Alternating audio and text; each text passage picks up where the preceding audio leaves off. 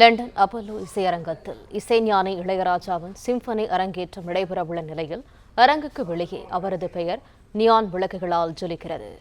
கூடுதல் தகவல்களை தருகிறார் எமது செய்தியாளர் ரகுபதி. ரகுபதி, வணக்கம். விவரங்கள் என்ன? வணக்கம். இசைஞானி இளையராஜா இன்று லண்டனில் தனது சிம்பனி இசை நிகழ்ச்சியை அரங்கேற்ற உள்ளார். இதற்காக அவர் கடந்த 6ஆம் தேதி லண்டனுக்கு புறப்பட்டிருந்தார்.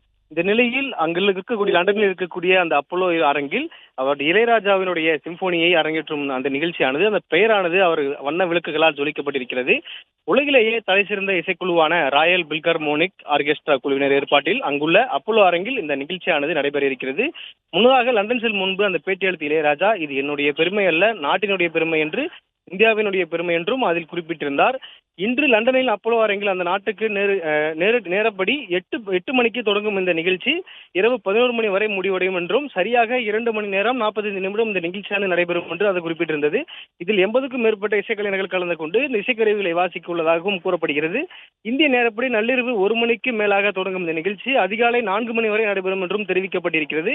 இந்த நிலையில் இளையராஜா சிம்பொனியை அரங்கேற்றுள்ள லண்டன் அரங்கின் வெளியில் உள்ள LED ஸ்கிரீனில் அவரது பெயர் காட்சிப்படுத்தப்பட்டுள்ளது. இதேபோல் அந்த வண்ண விளக்குகளாலும் அவரது ஜொலிக்கும்படி அந்த விளக்குகளை ஒளிரூட்டப்பட்டிருக்கிறது.